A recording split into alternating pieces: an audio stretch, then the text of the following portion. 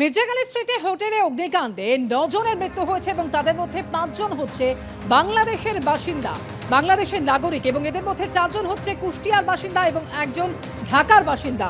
এই নিয়ে Bangladesh deputy high কমিশনের তরফ থেকে বিবৃতি জারি করা হলো এবং হেল্পলাইন নম্বরও চালু করা হয়েছে, যে হেল্পলাইন নম্বরটি হলো 8274821352।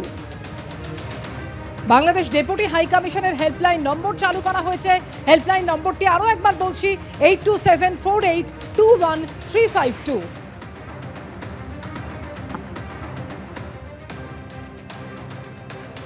আমরা এখন পর্যন্ত যেটুকু তথ্য পেয়েছি 9 জন মারা গেছেন খবর পেয়েছি। এর মাঝে 5 জন বাংলাদেশি নিশ্চিত হওয়া গিয়েছে।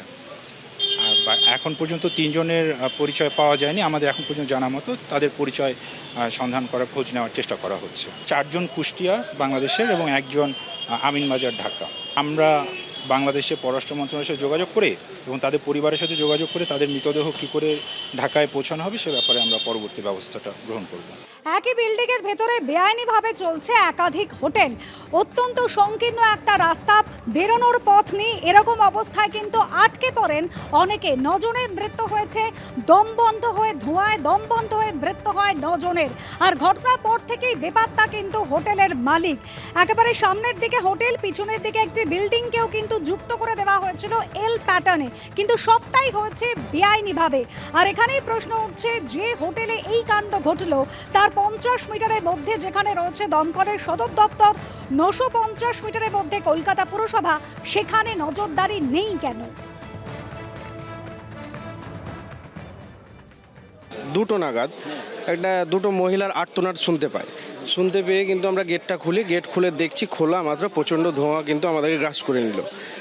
গ্রাস করে নিয়ে কোন ফ্লোরে হচ্ছিল এটা? ওটা আমরা তখন ছিলাম 3rd ফ্লোরে, কিন্তু ঘটনাটা ঘটেছে 2nd ফ্লোর।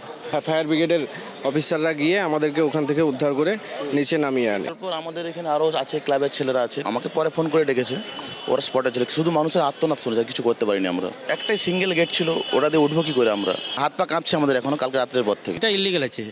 কিভাবে জুড়ে দেওয়া হয়েছে? এটা পুরো এল স্পেস ছিল, মাঝখানে ওপেন স্পেস ছিল এটা। আচ্ছা, তারপরে এটা রাত্রির কোনে করে ইলিগাল করে ফেলেছে। এটা মাঝখান থেকে ফার্স্ট সেকেন্ড হয়ে গেছে পুরো। 1:30 बजे आग लगी थी, मुझे 1:45 बजे पता चला। मेरे नेबर्स ने मुझे कॉल करके बोला दीदी आग लगा है, बाहर निकलो।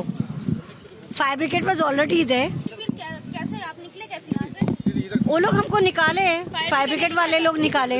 फायर एग्जिट कोई नहीं था यहाँ पे? कुछ नहीं है, फायर एग्जिट कुछ नहीं है, कुछ है ही नहीं तो कहाँ से बचेगा? We don't have anything in the building. আমরা কোনো রকম বেঁচে বের হয়ে গেছি। তারপরে আমরা জিনিসপত্র নিয়ে, ফায়ার অ্যালার্ম কিছু বেজেছিল? না কিছুই বাজেনি। অনেক ভয়াবহ পরিস্থিতি ছিল রাত্রেবেলায়, ওখান থেকে খুব কষ্টে বার হয়েছে। আমরা 2 বন্ধু ছিলাম, 2 বন্ধু সেফলি বার হয়ে বেরিয়ে পালিয়ে আসতে পেরেছি। কোনো আগুন নিবানের কোনো হোটেলের ভিতরে কিছুই নাই। ওনারা সবাই ঘুমিয়ে ছিল, আমি আরো ডাইকে উঠাইছি ওনাদের।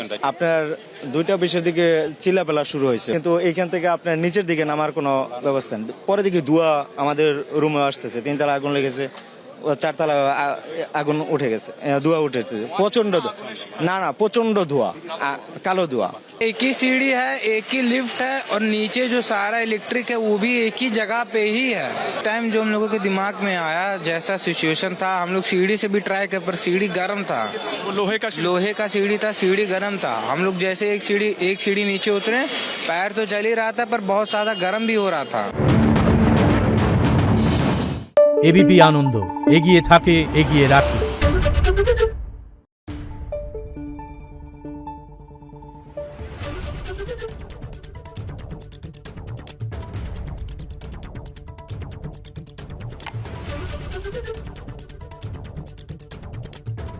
Thank you.